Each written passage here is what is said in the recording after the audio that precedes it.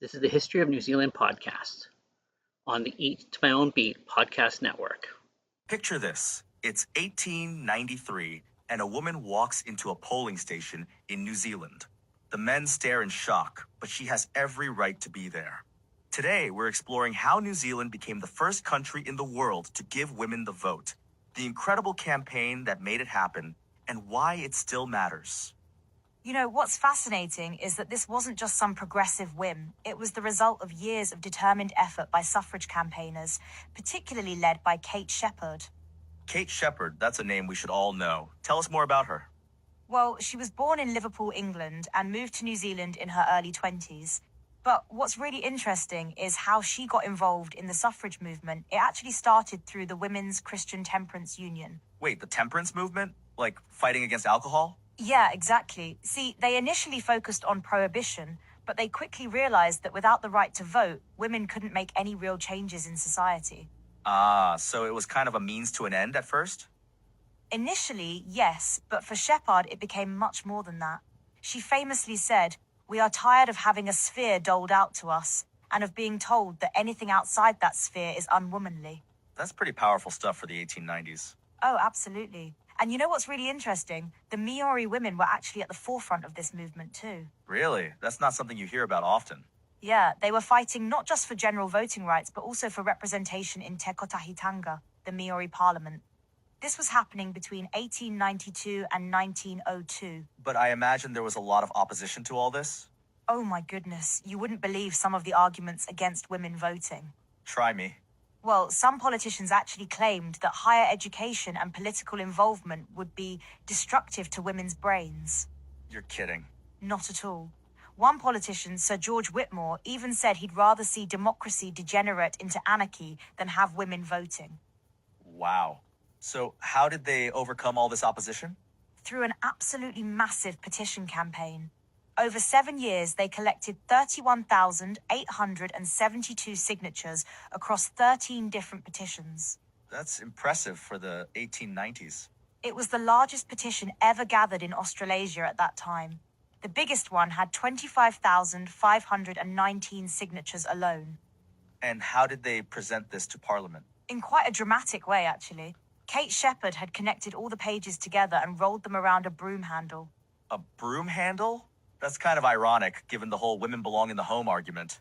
Right? When it was presented to Parliament, they actually unrolled it across the chamber floor. It stretched the entire length. Now, that's what I call making a statement. And it worked. On September 19, 1893, Governor Lord Glasgow signed the Electoral Act into law. And what happened next? Well, women wasted no time. Within just 2 months, 109,461 women had registered to vote. That's incredible. They really showed up. And you know what's interesting? That same year, Elizabeth Yates became mayor of Onehunga, the first female mayor in the entire British Empire. So New Zealand was really leading the charge here. Absolutely. Most other democracies, including Britain and the United States, didn't grant women voting rights until after World War I. But was getting the vote the end of the story? Not at all. Women couldn't actually stand for Parliament until 1919. That's quite a gap. And it took even longer to get a woman into Parliament. Elizabeth McCombs became the first female MP in 1933, 40 years after women got the vote. But things have changed quite a bit since then, right? Dramatically. In 1981, only 9% of New Zealand's parliament was female. By 2023, that number had reached 51%. That's quite a journey. And women have now held every key constitutional positions: Prime Minister, Governor General, Speaker of the House, Attorney General, and Chief Justice. Kate Sheppard would be proud. Speaking of Kate Sheppard, her legacy lives on in a very tangible way. She's on the New Zealand $10 note. That's fitting recognition for someone who changed history. You know what's really powerful? The petition itself still exists. It's on display at the National Library of New Zealand. So people can actually see this piece of history? Exactly. It's part of the He Tohu exhibition, alongside other foundational documents of New Zealand. What strikes me is how organized and strategic these women were. Absolutely. They used everything from pamphlets to public speaking to build support.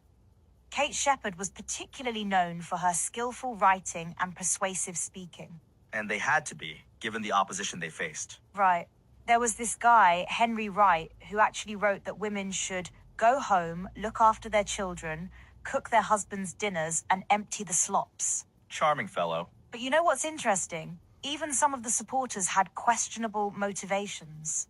How so?